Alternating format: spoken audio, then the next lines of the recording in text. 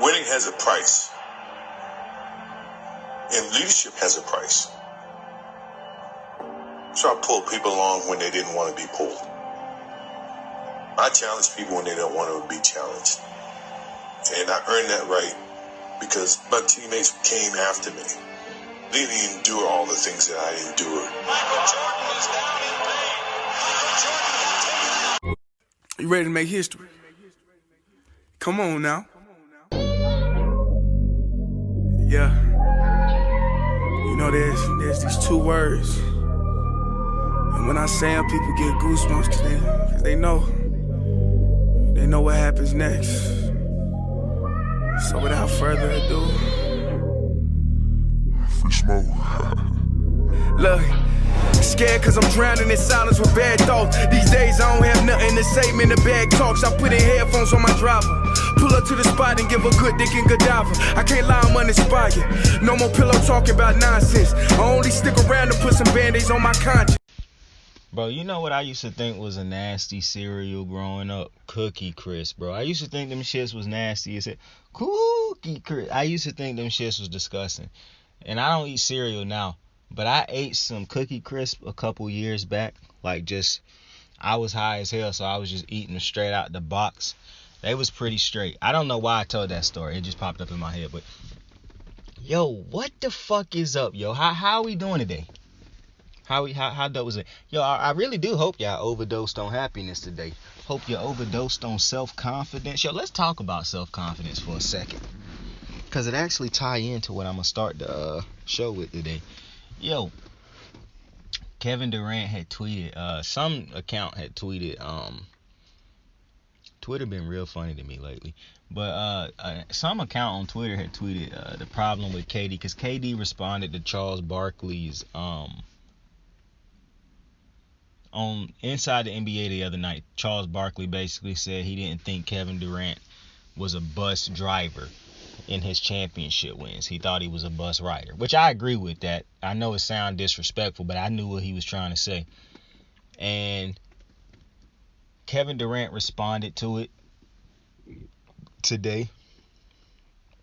Coincidentally, the first day since being eliminated last night, he responded to it this morning.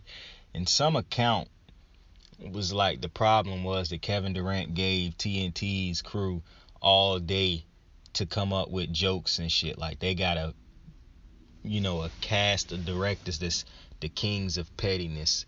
You know what I'm saying? Kings and queens of pettiness. And Kevin Durant quote tweeted that tweet and was like, 6 producers against a god. It's just another day. Yeah, I'm probably going to put the tweet on the screen. That shit was hilarious to me. Dead ass. That shit was hilarious. When I saw that tweet, I just started dying laughing. Like, I damn near was in tears. I'm not going to lie. And then I went to the comments of the tweet. Bruh. You got so many people in the tweet legitimately upset that this man called himself a god. Ignore the fact that probably half the people in the fucking comment section is Kanye fans, but you got people talking about some fucking, little bro, you can't say that after you just lost or got swept. You can't say this after you got swept. Who calls him? Like, bro, why is y'all so concerned on what this man called himself? Like, why is that such a problem? Like, and this is where self-confidence come in. You mad at that man because his confidence in himself, his self-confidence is sky high. Just because you don't look at yourself at that, I don't understand why you're mad at Kevin Durant for holding himself in that light, for looking at himself in that light. Like, that's what's so weird to me. Like, Kevin Durant clearly don't think he like a god as far as like the way y'all probably view God or the way most people probably. No. It's just another higher level of being, just how people call themselves. I am a king. LeBron James called himself a king. LeBron James is not a literal king or an actual king. Unless, you want to morph the definition to fit it to where you can say that. But he's not like a king that you think of like back in the day or whatever. You know what I'm saying? I have no problem with LeBron calling himself the king. I have no problem with Kevin Durant calling himself a god. I don't see the problem. But I actually see the problem in why you people have a problem with it, because you lack self-confidence. It's very simple.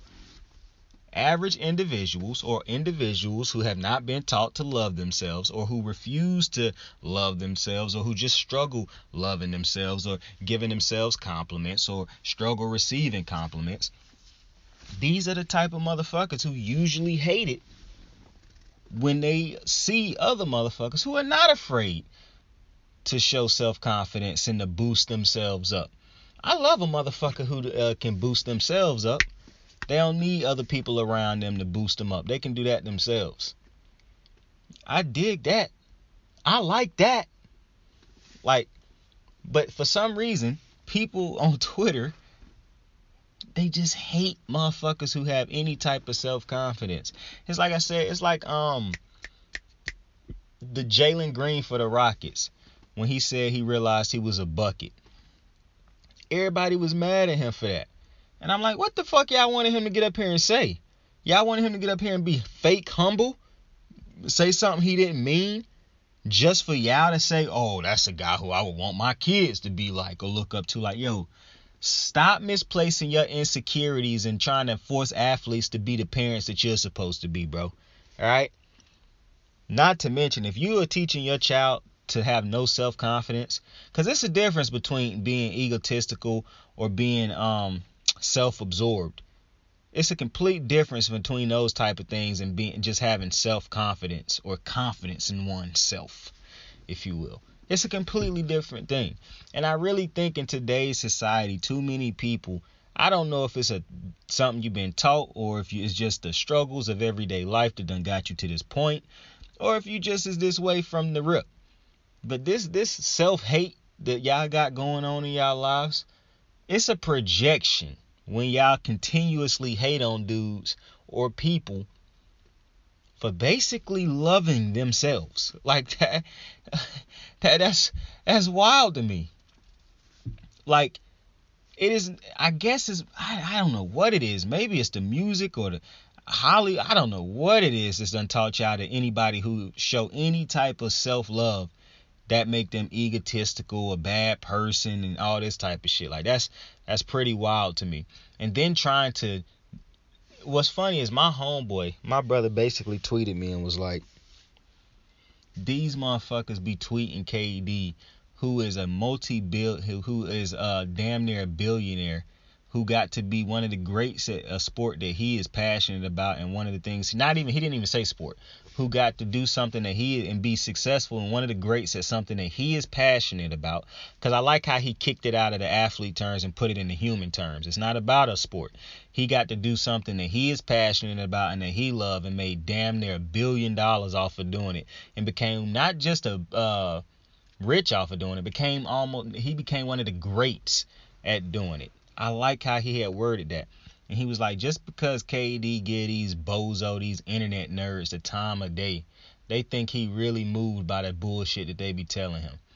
And I agree, bro. You got these bozos in the comments talking about some little, I see that's the new little trend. Motherfuckers calling dudes little bro.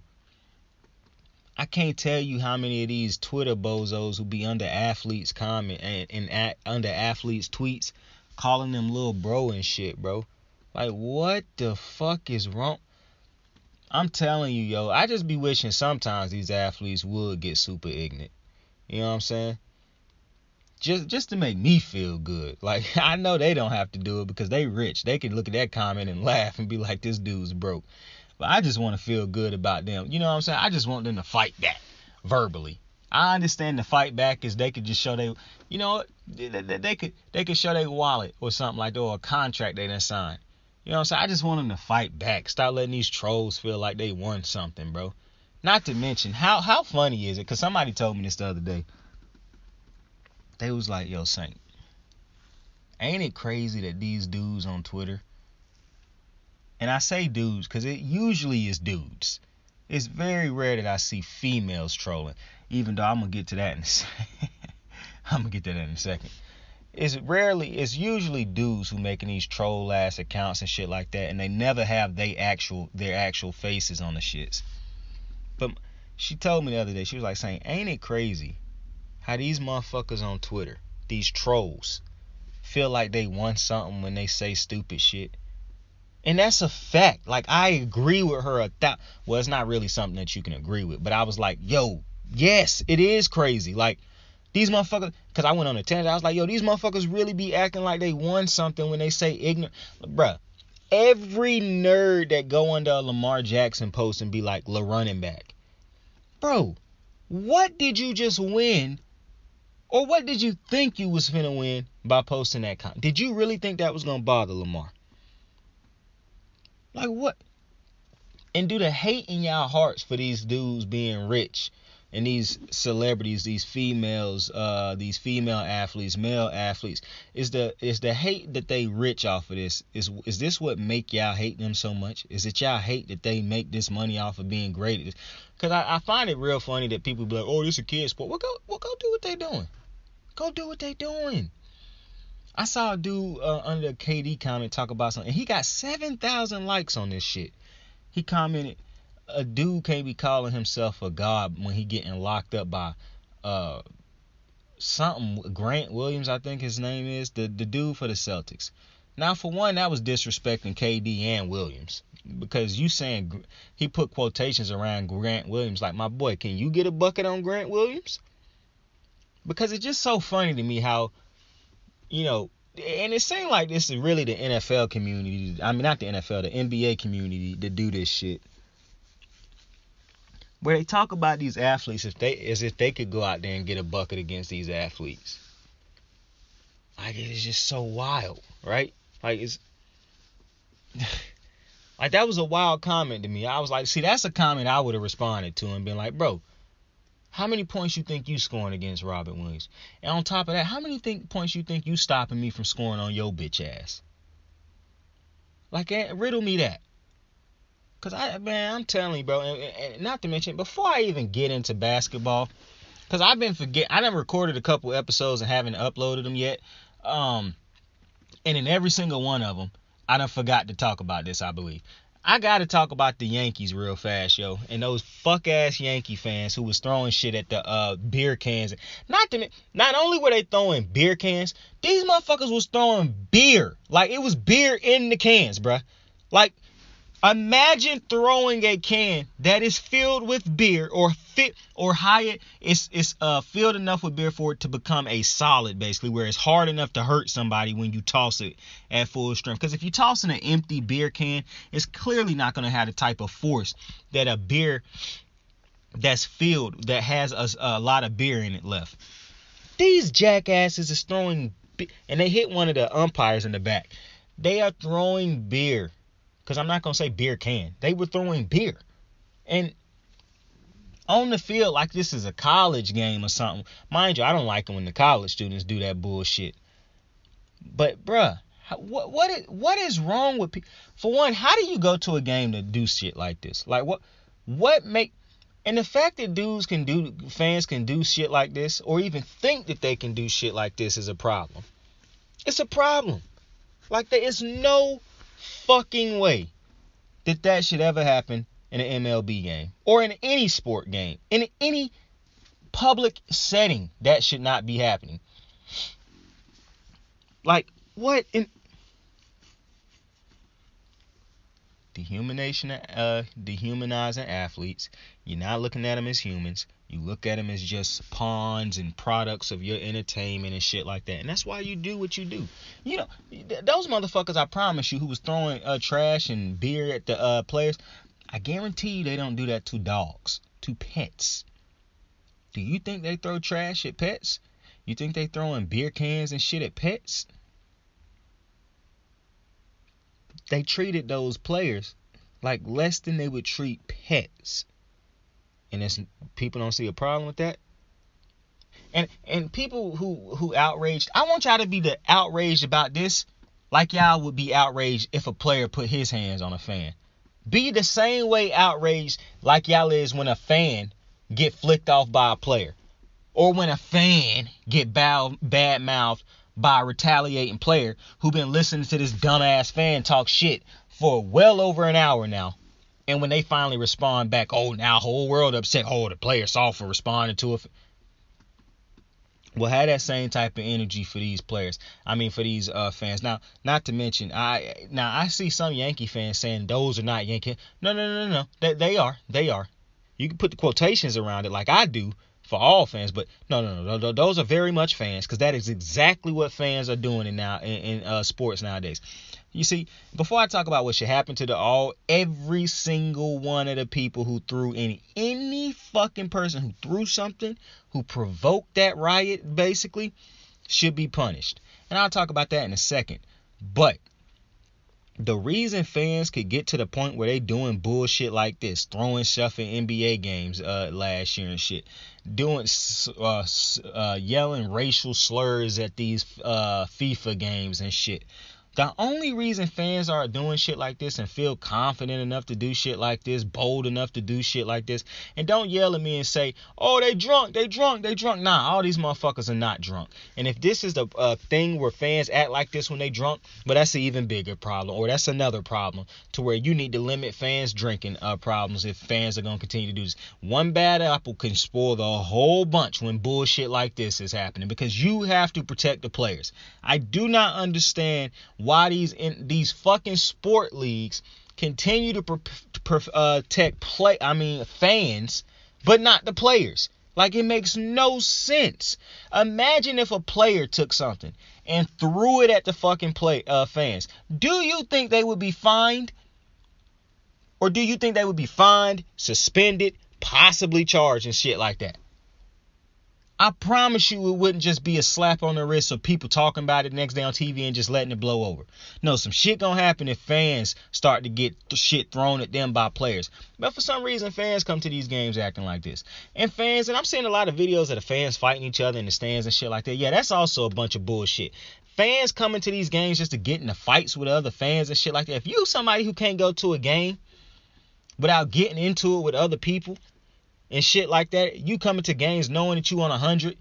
Any motherfucker who stand up before a game while he in his house and say, I will fight somebody today, you need to sit your ass down and sell them tickets, bruh. Because we do not need nobody coming to a fucking show that before he even step into the fucking arena, or before she even step into the fucking stadium, they will fight somebody. Because that's what I'm starting to think. Y'all motherfuckers coming to the games on 10. But the reason fans can get to the point where they do that bullshit that them Yankees fans did was because of how the fans is protected. Because you got these fucking sports media members getting on TV protecting fans and telling fans what they doing is right. And I love Pat McAfee. Pat McAfee getting on here talking about some fans should be allowed to, getting on his show talking about fans should be allowed to curse and say some of the and now I don't really truly believe Pat McAfee understand the absolute disrespectful bullshit that transpire at some of these NBA fans things. Like, I don't think, listen, Pat is a megastar now, but Pat wasn't a megastar back when he was a player. So plus the NFL and the NBA is a lot different, because NFL stadiums and the players in the middle of the field, you could probably hear shit, but it's not like in the NBA games where you really closer to the fans and shit. So I don't think really Pat understood what he was saying, as far as like, he understood what he was saying, but in the context of the NBA, I think what he's saying is based off of football, how it's not really a ton of incidences where football crowds is chanting racial shit and shit like that. You know what I'm saying? I don't think he done been exposed to that Utah crowd that's in, the NBA, or fucking Boston fans in the MLB. You know what I'm saying? I don't think he done been exposed to some of that. So, or the Boston crowd in the NBA. So, the reason, because these sports analysts and sports media members get on TV and basically justify the goofy shit that these fans have done, and then the biggest justification of what they do is every time athletes get fined for when they retaliate or respond to fans. Because you see, I don't like that. To continue to say that athletes are the ones that are supposed to be setting an example, to me, is trash. They should not be the ones who, or especially shouldn't be the only ones setting an example just because they are on TV and making a lot of money. When you try to make people use money to separate how people should act as humans, that is a problem. I do not care how much money you make. You could be the richest person in the world. You could be the brokest person in the world. It is at no point in time okay to disrespect other human beings, to try to act like those Yankee fans acted. At no point in time is that all right. At no point in time is it to be disrespectful towards another human being, disrespecting their character, their parents, their sisters, their brothers, anybody close to them. It is not okay to do that, especially when this is a sport. Think about why y'all doing some of this. Like, I hear people take shots at these athletes, and these athletes don't talk shit to y'all parents or y'all siblings or going at y'all personally or at y'all period, because they don't know most of y'all motherfuckers. I heard somebody say the other day that they hate Ben Simmons. I'm not bullshitting. I was chilling the other day, a conversation going on, and at work, motherfucker say, I hate Ben Simmons. And I asked him straight up, you hate Ben Simmons, why? Because that was so wild to me. Like, why do you hate Ben Simmons? He has not committed a crime. I was like, do you know Ben Simmons? He was like, nah. He said, you don't hate him for what he doing? I was like, motherfucker, he didn't do nothing personally to me. That motherfucker didn't come at me disrespectful, come at my mom's disrespectful, or do nothing that hurt me and my family or nothing like that. That motherfucker ain't out here beating on women or being disrespectful to the public or doing nothing crazy like that. I said, that motherfucker is having basketball problems in the context of basketball. And when you contextualize it, Ben Simmons has done nothing wrong. This is business, as usual.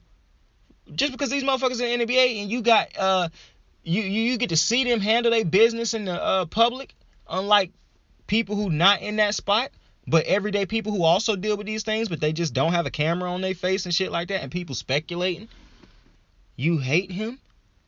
Like, what? Like, I was like, that shit don't make no sense. But hey, fans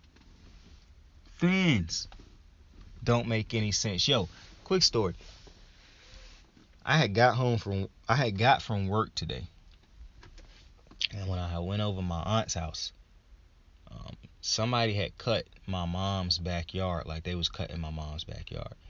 In my mom's backyard, she used to have like this, in the middle of her backyard, she had like a pit named Odin that used to live back there, right? Somebody came and stole him one night though. And it was like a nice fence. It was like a four-sided fence. It was like a rectangle, a big ass square basically, in the middle of the yard.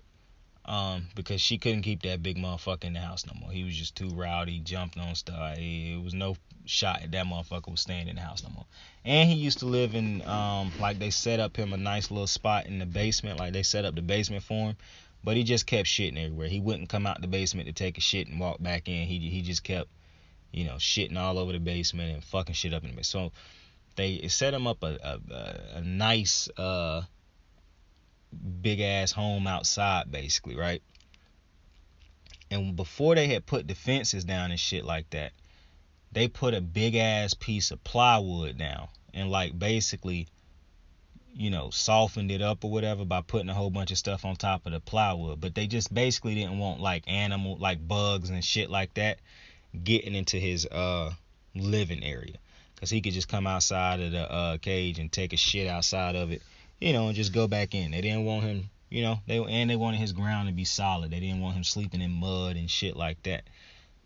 And so later on, when they took up the fences, once Odin was gone and they finally one day they took up the fences and all that shit, they didn't take up like the bricks that was around it, or it's not even called bricks, it's like decorative cement blocks that was like stacked around the fence, decorating it. And they never took up the big ass piece of plywood that was on the ground covering that big ass area. Now, I never realized that was a piece of plywood, sir. I thought that was the fucking ground. That's how good my cousin had decorated that shit. And so every time I went over to my mom's crib, I never walked up to that hill to see like You know what I'm saying? I was never on the hill close enough to see if that was a piece of plywood or if it was real grass or not. You know what I'm saying? I always thought it was real grass. So I went to my aunt's house today, and she showed me a picture of like the dudes who cut my mom's backyard. She showed me a picture, and she was like, the dudes who cut your mama's backyard, they sent me a picture of this today. And it was a big ass fucking snake curled up under a fucking one of those decorative cement blocks. It was curled up under it. So obviously, hey, if you don't like animals being killed and shit like this, stop listening now. But they ended up killing the motherfucker. I'm not gonna tell you how they killed it, but they ended up having to kill. Having to kill it is subjective, or that's, you know, I already know the comments. I can hear people who hear this down the line or whatever talking about, oh, well, they didn't have to kill. They killed the motherfucker. They had to because he can't be on that property. You dig what I'm saying? And so they ended up killing him, and it was a big ass. I guess they said they thought it was a copperhead or something. I don't know I don't know my snakes. If it had a rattle on his ass, I would have known it was a rattlesnake. If it had the little things on the neck like the Pokemon, I would have known it was a king cobra. Outside of that, you got me. Oh, and if it was if it took up the whole yard, I would have known it was an anaconda. But the snake that she showed me on the picture, I'm thinking, so when she told me they found a snake, she told me they found the snake before she showed me the picture, because she was looking for the picture as she was telling me. And so I'm thinking in my head, oh, they found like a little, like a little snake, like a little baby snake, little baby snake. You know what I'm saying? No, sir. The fucking snake that she showed me was huge. Now, listen, huge is subjective. Pause. You're going to think like a huge snake to me might not be huge to somebody else. This was a long ass snake though. Like it was well past 14, 15, 20 inches. And I know 14, 15 is a big leap to 20, but listen, just roll with it. It was a very long, thick snake who been eating good. And so once I told my cousin, and I hadn't even showed him the picture yet, because I don't have the picture. My aunt got the picture on her phone, and I didn't ask her to send it to me. I was over her house, so I got to just see it. But I stopped at my cousin's house. And so, I stopped at my mama's house because my cousin was there. And so I knocked on my cousin's window and asked him to come outside. And I was like, bro, they found a snake back there in your smoke section? And he was like, what you talking about? I was like, I took him to the backyard. I was like, bro, they said it was a snake up here, bro. Because I wanted to see the shit too, but they killed it and took it with them. Now, what was funny was, that's when I found out that was a big ass piece of plywood sitting on the ground, like a huge piece of plywood covering the ground. And so I was like, because I thought that snake possibly had came from these two hills. Like, okay, so in my mama's backyard, she also got like, it's rocked off in the front of the backyard because that's where they park at and shit. And then it's got like another area over near they want to cement it off now, but behind the whole rock section is a whole another part of the yard. And that part of the yard used to have a tree sitting in the middle of it, right? But they pulled that out the ground, but they didn't pull the whole stump out the ground. So it's like an opening in the ground where animals can burrow in and shit like that. It's like a burrow basically. And then it's another hole in the ground, and I don't know if it was something in that part of the ground or if something just happened to where the ground started to open up like that. But it's basically another burrow. So I thought that's where two snakes could live. Plus, earlier in the year when I had came to my Duke's crib, I had she had like 3 things of hay sitting under her window in her backyard also. And I was like, yo, it could be a snake living in that. Like, snakes could be living over in that area, or mouses or something, right? So fast forward like 3 weeks to a month later, whenever we had, because we had a conversation about a month ago, and now I see that snake. That shit was just crazy. But anyways, so when I find out that shit is a piece of plywood, because my homie, like my cousin didn't, he is my homie too though. My cousin was like, nah, the 2 biggest problems ain't them 2 hills right there. I was like, so what's the problem? I was like, because I think the snake probably came out of these 2 hills. He was like, nah, I know where it came from. I was like, where it came from? He said, right here on this thing. I said, what you talking about? You think all the snakes living under these blocks? He was like, nah, this a piece of plywood. I said, what? I was like, man, that's the ground, bruh. He said, man, look at this. He brought his foot over to a piece of the plywood, bruh. And he didn't even have to do it from that point on. Okay, he did have to do it a little bit. Once he put his foot under, he dug his foot under this piece of plywood that I wouldn't have seen if he didn't move this piece of grass out the way. He put his foot under, and then it's like he created you know how you finna open something like a thing of applesauce, and it's got that fat little curved piece of foil to use as the lift up part. He kind of created a part like that with the plywood. So he put his foot under it, and as he was lifting it up, he was like, that's where they living at. My boy, he be sitting on that plywood all the time. And he said he came to the conclusion, he was like, bruh, that shit could have bit me on the leg. And he was like, that's how I know it's a God. So, that was a story for you. But listen, bro, Kevin Durant, Kyrie Irving, no longer in the playoffs, man. It was a 4-game sweep, man. And now listen, I want to talk about, why did this happen? How the fuck did this happen? Kevin Durant, Kyrie Irving, there's no way this could have happened. Now listen, after I had saw them first 2 games and then the third one, I pretty much knew what was coming. I had no indication from watching those previous 3 games that Brooklyn was going to fight back in this 4th game and win it. And fighting back doesn't really matter because they just were not a good enough team, in my opinion. So, that is that. But I want to talk about why Brooklyn lost. Because I think the biggest reasons for Brooklyn losing ain't because of lack of talent or nothing like that. I mean, just look at it. If you got a team like this, like what Brooklyn got, you don't expect that this team would lose in the first round and get swept, especially. Because it's a talent. Kyrie and Kevin Durant, I don't know who you listening to, but Kevin Durant and Kyrie is plenty enough on a team to be successful. If they are who people say they are. I think one of the biggest reasons of them not being successful, bad leadership, bro. Like, who is the leader on this team? Now, obviously that's a rhetorical question. It's Kyrie and Kevin Durant.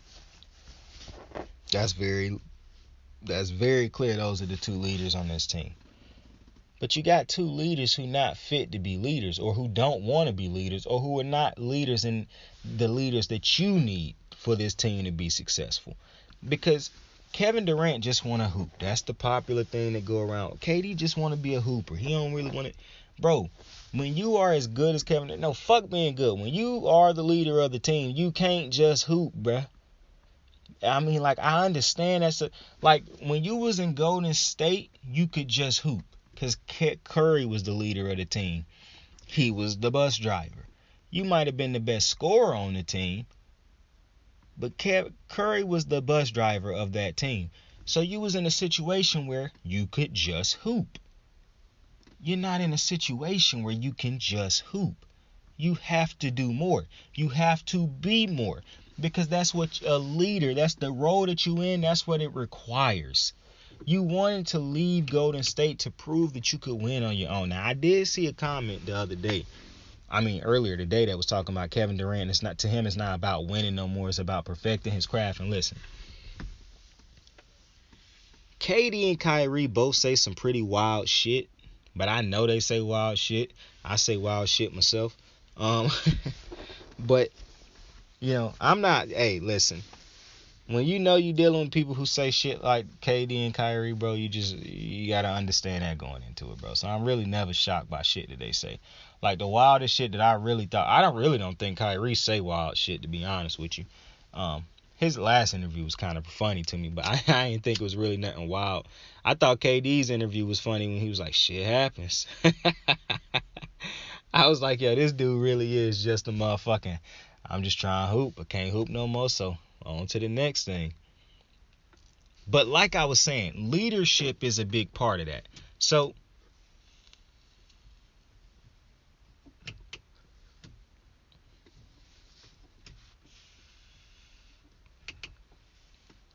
earlier in the year, I kept talking about how I don't personally have a problem with Kyrie missing games because of the vaccine, because he don't want to be vaccinated. Because that's Kyrie's right. And I still feel that way. However, if I'm Kevin Durant, it's no chance that I'm going to feel that way because I'm the leader of this team. And Kyrie, and while I respect Kyrie's decision, if I truly want to win a championship and I know that I need Kyrie, well, now I'm going to have to I need somebody else. Because, listen, I'm not mad at Kyrie for not wanting to be vaccinated. That's his prerogative. That's his right. But it's also my right to say, I would prefer to have somebody over here who is vaccinated if I'm vaccinated, who gonna help me win. Because I cannot win if I have somebody missing this many games. Because it ain't just about him being good with me. It's about him being good with the other players on the team. Everybody being able to have a rhythm playing with each other so we can know each other like the back of our hands. But the leadership, the lack of leadership is why Kyrie was not held to a certain standard. Like, I don't feel like Kevin Durant ever sat down or really got at Kyrie and was like, bruh, you got to do better. Like, you one of the leaders of this team. You one of the best players on this team. People look up to you on this team. Like, if we're going to win a championship and do anything of relevance or importance, we need you.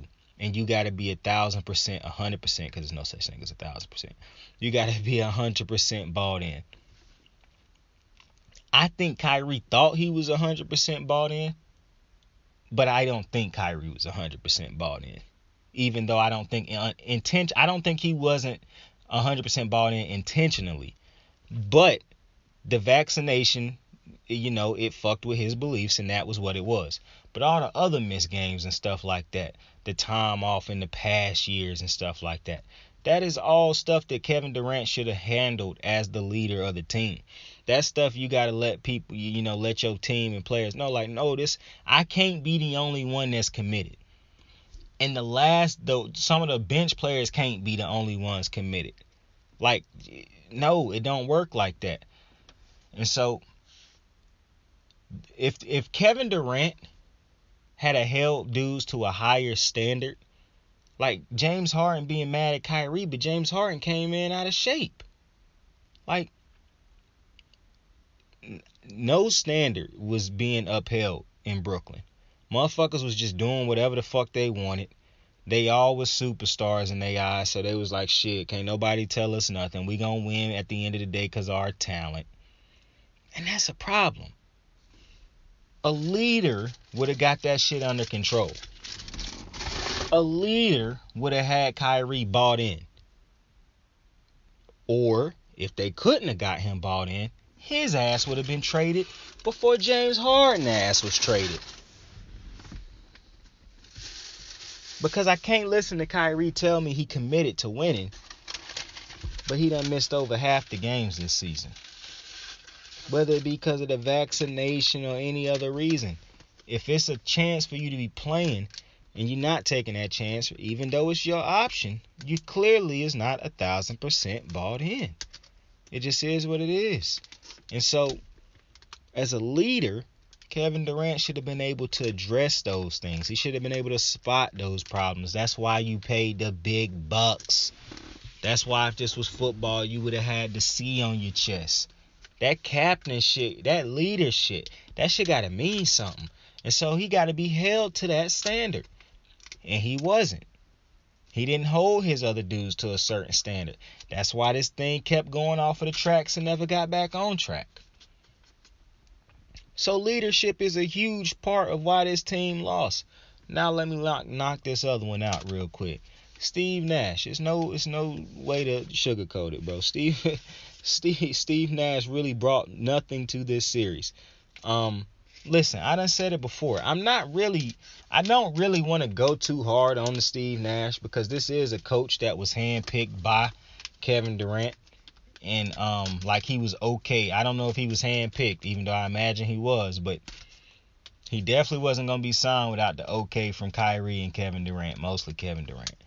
So that's that. However, even though he was handpicked and Durant and them said that we didn't really need a coach and all that shit, you should still be able to do your job and be striving to be good at your job, my guy. Point blank period. Just because they brought you in because they wanted you, it don't absolve you from being critiqued, sadly. So I do have to critique Steve Nash. And the fact of the matter is, I said it earlier, before on the shows, I don't really know what Steve Nash brings to the Nets. He's not a defensive-minded head coach. Never played for a defensive-minded team. He was around the Warriors, but that's about it. He wasn't there as a player. So he's not a defensive-minded head coach. It don't look like you got defensive-minded assistants in here because your defense really didn't look that great. And you also not an offensive-minded head coach because I don't see what system you running. It look like they playing your turn, my turn out there and try to make something happen. And it look like you stand back there. You might be an inspirational coach or some shit like that. I do not know, but it seemed like you just sit back there waiting for shit to happen, praying that Kevin Durant and Kyrie find a way to make it happen and bail you out. That's legit all it seemed like. Like, I don't see the offensive game plans and shit like that. I don't see the different type of, game-to-game adjustments. Steve Nash feel like he just a coaching title alone. And that's a problem because I done said it in the NFL when I was talking about Pat Mahomes this past year. Like, what does Andy Reid or Eric Bieniemy do to make the game easier for Pat Mahomes when he is struggling? What did Brian Daboll do for Josh Allen when Josh Allen is struggling to make the game easier for him? What did the bozo known as Greg Roman, and I can answer this, he does nothing, but what does he do to make the game easier for Lamar Jackson when Lamar Jackson is struggling? He does nothing. Because it's not always just about your great players. Them offensive coordinators and coaches get paid too. And their job ain't just to draw up plays and shit and to do a bunch of talking and their job is to make it easy, especially when you got a player like Kevin Durant and Kyrie. Listen, they probably can do most of the work without needing a coach at every turn and whatnot. But ultimately, this series just proved to you why head coaches and why coaches matter. Because a coach that knew what he was doing would have been able to make this game a lot easier for Kyrie and Kevin Durant, something that Steve Nash could not figure out how to do. He could not figure out how to make this series easier for Kevin Durant and Kyrie. And ultimately, I do think this was a struggle for both of them throughout the entirety of this series. They had moments. Both of them even got a game. But at no point in time did I ever think that they looked dominant in this series. At no point in time did I think they looked dominant in this series or as if they were going to win this series. And Steve Nash could have helped that if he had some better sets or some better offensive game plans to help Kevin Durant get wide open looks or easier looks. But the next problem with that is, and that's why it's so hard to put that all on Steve Nash, because one of your next problems and the reason this happened, and I hate to do this, but it's brother Kyrie. You can't have that mentality of we don't really need a head coach. We finna reinvent the wheel, basically. Like, he could be a coach, I could be a coach, you could be a coach. No. For one, that's disrespecting coaches in general, and I don't understand. Like, I love Kyrie, but come on, bro. That's an unnecessary shot to be taken. Basically, be disrespectful. I understand you might got a certain type of disdain for coaches or something, or you might not like when they get more praise than they deserve. But, like, come on, bro. Like, to me, that's just a wild statement saying that you don't need head coaches. And so that type of mentality from the rip is what leads to shit like this. Because, a player who think they need coaching is not bringing Steve Nash in when you put this type of team together and you have title aspirations. You want a head coach that's been there, done that. You don't want one that's never even been an assistant coach before. So that type of mentality, that way of thinking, that's one of the reasons you lose a series like this. And Steve Nash gets so thoroughly outcoached by Ime Udoka. Like, this shit was embarrassing from Steve Nash's end. But like I said, I'm not going to let Steve Nash off the hook completely because just because Kevin Durant and them boys didn't feel like they needed a coach and they just handpicked you because they probably liked you, that still don't absolve you from being bad at your job, my boy. You still getting paid, so you still should be doing your job. I'm still expecting a level of production out of you. You dig what I'm saying? So that's why I gotta hold Steve Nash accountable and say, along with the leadership and along with and along with Kyrie's mentality, Steve Nash gotta get a part of that too. But like I said, so far it's the leadership, the lack of leadership. That's a reason why you lose and you get swept right now. Steve Nash's coaching is one of the reasons, or lack of coaching and making adjustments and shit like that is why you lose and get swept like this. Kyrie's mentality, and really it's not just Kyrie, it's Kyrie and Durant's mentality on coaching. That's why and it's so wild to me to think that they thought like that, because I done seen Kevin Durant lose games with OKC and lose series because his team was out coached. Like, that really is wild to me. Now what's scary, and I done said this before, is that I kind of believe Durant and Kyrie think that they lost this series just because of lack of talent. I don't think they think they lost this series because of lack of leadership or Steve Nash or, Kyrie not being there all the time or his lack of wanting to be coached. I don't even like playing with dudes who don't want to be coached, because I done played with two dudes in my lifetime when I played sports who just absolutely had no interest in being coached by the coach. And them was two of the most irritating motherfuckers I done ever played with. By far two of the most irritating motherfuckers. And the wild part is, one of them was cool as shit. Like, one of the dudes was cool as shit. He just had no interest in being coached. And he was a great player. He was a great player, bro. He was the point guard, and it's usually point guards who is like this. But he was the point guard. He knew how to run the show. He was not a good scorer. That was the problem. He was not a good scorer. But he was phenomenal at getting people assists, setting people up, penetrating and kicking it out. He was great at that. Could not score to save his life. And then I played with another dude who had no interest in being coached. Like, the first dude was actually a cool dude. Like, he was cool with the players and all that. Like, bro, he could be talking to me, coolest motherfucker in the world. Let him start talking to the coach, motherfucker going instant disrespect. He just do not like head coaches. And the other dude who I played with, yeah, I wanted to beat his ass. Like, that motherfucker was one of the most irritating motherfuckers I done probably ever played with. One of the reasons I don't like playing when James Harden do the dribble and the shot clock get to 2 and he pass it to somebody and they forced to throw the shot up. Yeah, that's because I used to play with a dude who used to do that bullshit. He dribble the clock out, and then when it's like 2 or 3 seconds left, he try to throw it to you for you to get the shot up so he could get that little trash ass assist. And if you missed it, he try to go in on you. I wasn't having that shit. One day he tried to do that shit, and I came right back at him. Like, but I will beat your ass, bro. Dead ass. But listen, we not here for the negativity, baby. We not here for that negativity. Listen, though. Those 3 reasons is a huge reason as to why the Nets lost this series. Nobody thought the Nets was losing this series. And even if you did think they was losing this, you didn't think they was getting swept. Like, nobody thought they was getting swept. I do think eventually, one day down the line, people will have a conversation about how LeBron and Curry unbelievably enhanced the careers of Kevin Durant and Kyrie. Like, unbelievably enhanced. Now, we'll see what happened with them in the offseason. Hey, yo, and the people going to Ben Simmons, bro, y'all can suck a whole dick. Ben Simmons ain't got nothing to do with this team losing. And if this team trying to say that he do have a part in them losing because he didn't play, yeah, then that's just pathetic. But I want to talk about Memphis, them boys real fast, bro. Bro, the Memphis crowd really be chanting, whoop that trick, bro.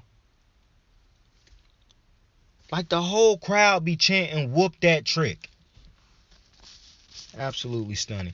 But I was watching the Memphis game tonight, and I said this on my last show that I didn't record. I mean that I didn't record. That I recorded but didn't upload. And I don't have to upload it now because I'm basically talking about in this show what I was talking about in that show. This is just way better. But I said in that show, Memphis eventually gonna get tired of playing from behind all the time. Like, you can't make a living of playing from behind, because even if you win this series, you'll be gassed going into the next series if you don't, if you got to continuously play from behind. And so, once again, they played from behind tonight. But they ended up getting the big dubs. Yo, Cat really got to stop with the shit talk at to Memphis, bro. He really got to stop it. Excuse me. It feel like every time Cat start that shit talk, man, shit start going a little south. It's fun. One of the shit that's always funny to me, bro, is when somebody who don't really have a lot of success normally start getting success and start acting a fool. That's what Carl doing right now. But hey, yo, he hooping. He is hooping, and I'm happy that they found something, whatever it was, that found a way to get this motherfucker to start balling like this. Happy he found it. Happy he found it, because the Karl Anthony Towns that was Cat was what he was in college. Motherfucker became Karl Towns in the league, man, and I was worried about him, but he looked good tonight. Now, like I said, Memphis is gonna have to stop getting, behind by so much. Ja had a big game. He had what, 40, 56, I think he had like 20. He had close to 20 points in the fourth quarter alone. Had a lot of free throw makes in the fourth quarter. A lot of big buckets. He hit the game winner in the fourth quarter. Ja Morant basically showed you what stars is made of, bro. Because that was just a big boy, big time superstar type of effort down the stretch, bro. Like dead ass. Ja Morant, to me, I do hope he can keep developing that jump shot, because these last couple games just continue to prove that it's hard to make a living in the NBA off of relying on the referee to make calls for you when you somebody who go in so much. Because it's a very good chance that you probably do get fouled more times than not. But you can't rely on the referees to, you know what I'm saying? You don't want to, at least, to rely on the referees to give you all these calls that you think you should be getting. So I do hope he develop he don't even have to develop a three-point shot. Ja Morant can become a mid-range demon. Get him with that Sean Livingston, bro. Look at KD. Yeah, he can shoot the three, but he a mid-range demon. Brandon Ingram, Chris Paul. And the thing that I like about Ja is when Ja struggle, he still got the assist going. Like, he don't stop working. Like, I also like that Ja don't be, because with some of the misses that Ja be having, it would be so easy for him to go in the tank and be like, nah, I'm not shooting no more. Nah. Ja gonna keep shooting that shit. Ja is gonna keep shooting that shit. And for Memphis, bro. I mean, not for Memphis. For Minnesota. For Minnesota, it's so fucking weird to me. At the end of this game, for one, it's weird that they keep blowing all these leads. Like, bro, this is just unacceptable, bro. Like, I was talking about this before, why the fuck Minnesota continue to blow these type of leads when they have these leads in games. But aside from the fact that they just blow these big leads that they have that they have against the Memphis, not only is that a concern, but at the end of the game, and I don't understand why this was happening so much. At the end of the game, D'Angelo Russell was taking a lot of bad shots, in my opinion, down the stretch. But and Karl Anthony Towns was on the floor, and they were having better games. And Cat just hit a big three-pointer and then hit another shot down the street. Like, I don't understand why D'Angelo Russell took that shot. Because as soon as the next Ja made his basket and then the next shot came for the Grizz, Ant hit a big-time three-pointer in the corner. So I'm like, this is exactly what I'm saying. Like, why was a play drawn up, or was a play even drawn up for D'Angelo Russell and not for Karl Anthony Towns, who is having a better game and is a better player and is shooting the ball better, or Ant, who is a better player, having a better game, shoot the ball better? Like, what? These are better players, and the two dudes who should be getting that ball in that situation over D'Angelo Russell, unless you just draw up a great play. It was no play drawn up. D'Angelo was taking that shot from the second he touched that ball from the inbound. And I don't understand that, because to me it felt like a wasted possession. Now some people might be saying, well, if he had to hit that shot, you would have felt different. No, I would not have. If he had to hit that shot, I still was prepared to ask, why the fuck is D'Angelo Russell taking this shot?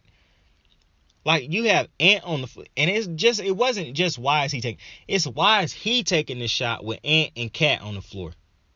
Like, that didn't make sense to me, especially when you consider how good Cat was playing down the stretch of this game.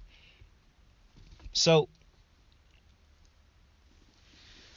I done said it before, man. For the life of me, man, I can't understand the fucking coach for the Minnesota Timberwolves, bro.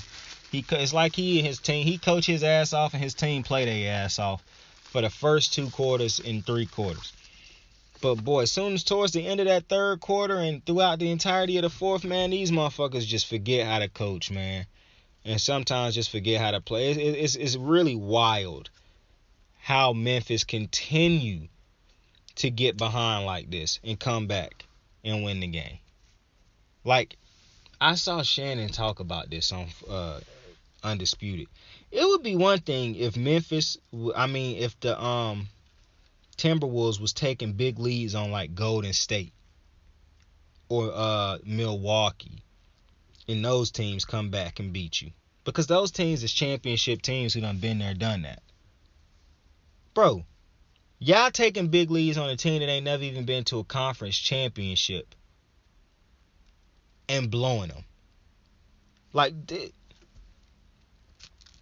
man, that's a mix of bad coaching and bad playing, but there's a lot of bad coaching dealing with that. That, like, to me, there's a lot of bad coaching going on right now on both sides. On both sides. The difference is Memphis coach seemed to struggle with the game plan early on, but he do pretty decent throughout the end of the second half of games. He pretty, on his shit. But this Minnesota head coach, man, these collapses in the second half of these games, my dog, this is crazy. Like, they fired that head coach for the Hornets, never truly understood how he got that job. Now I'm glad that Jordan fired him so you could get a real head coach in there for these young Bulls that you got, because Bridges, who probably won't be with this team next year, but you got a young stud in LaMelo Ball. You got a good young player in, I don't know how young he is still, but in Terry Rozier. This team need a real head coach, bro. It's already hard enough to get people to Charlotte, which I don't really know why it's so hard to get people to Charlotte. You know what I'm saying? Like, Charlotte is not like Cleveland, or they don't talk about Charlotte like they do Cleveland. Mind you, my homeboy took a picture. He from Cleveland, and he took a picture of him and his wife on like some street in Cleveland. That shit looked nice. Like, I don't know. That shit was nice to me. Now, I'm not saying just because that street was nice that the whole fucking city nice, but I'm also not saying that what I am saying, though, is an ugly ass city won't have that type of street in it. That's all I'm saying. Plus, ain't Ohio, bro, the University of Ohio is in Ohio. It's no way. Maybe it's just specifically Cleveland that people was talking trash about. Not Ohio, just specifically Cleveland. That's what it's got to be. And you know what? Cleveland, the Cavaliers, and the NBA not really doing a great job at rejecting those notions with the ugly-ass color schemes and jerseys that they've had for the past couple years, bro. They could have brightened up those colors and shit, and what they chose to do was make it darker along with the court, bro. And I can't understand it. I hate it. Like, dead ass, bro. I hate it. And my favorite color is black, and fuck all everybody who like, black is not a color. Listen. When you trying to, reset the tone, refresh it, bro, like Subway. In order to be fresh, you gotta refresh. Bro, you don't refresh by darkening the colors on your jersey, bro. You gotta spiffy them bitches up, as my cousin be saying.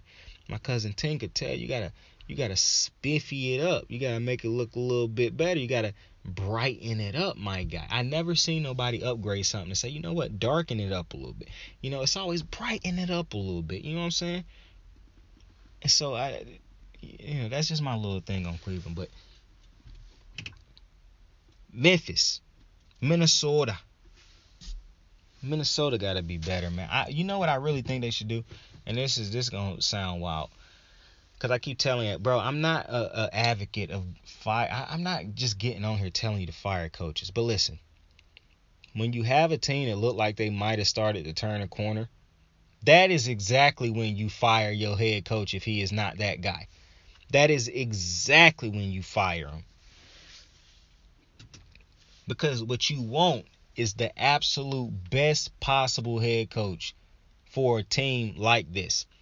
You got 3 young studs. Well, to me, D'Angelo is an all-star level player, but I don't think he is a star or a superstar.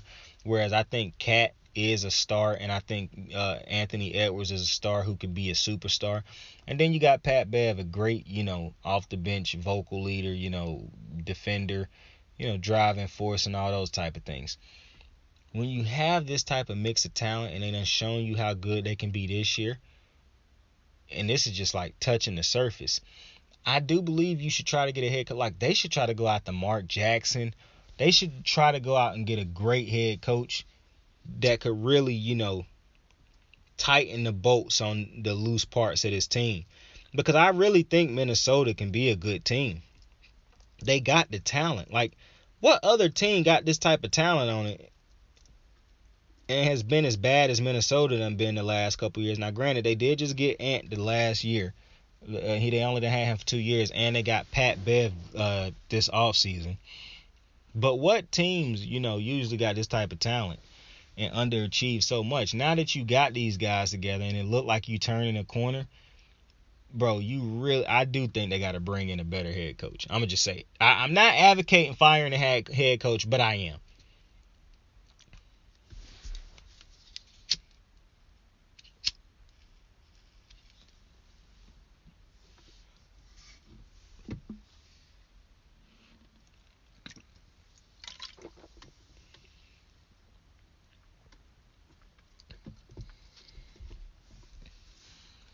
If it's a better head coach out there, a more established head coach out there that could get more out of this team, you got to make that move. And there's no offense to the head coach that they have right now, but from what I'm seeing, the motherfucker can't even hold together 20-point leads in these games. Something ain't clicking with this head coach. Something ain't right with this head coach. He ain't doing something properly. He ain't getting through to these dudes in some type of way that you continue to blow these type of leads. So what I'm seeing from the Timberwolves is a very talented group of dudes who is just missing that right head. They might be missing a couple pieces also on the team, but if they had a head coach, like a better head coach, oh man, this team would be crazy good. Excuse me. They just got to get it. And I'm a fan of coaches. Listen, I like players, coaches, but I'm a sucker for the stern but fair. Stern but fair. I like those type of coaches, bro, because I done found in working a lot that the coaches that's friends with everybody, no type of punishment type of thing. Not really punishment, but no type of, he don't really try to get people right when they veering left. I find those dudes to be the ones that's irritating to work with or work for or be under, because they let shit run amok and you got to be in the midst of that bullshit while they just like, oh, it's not that bad, or, ignoring it and shit, or putting band-aids over a split open leg.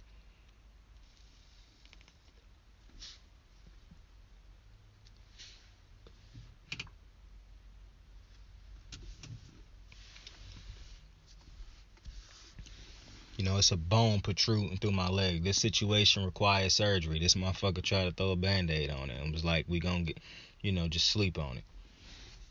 What?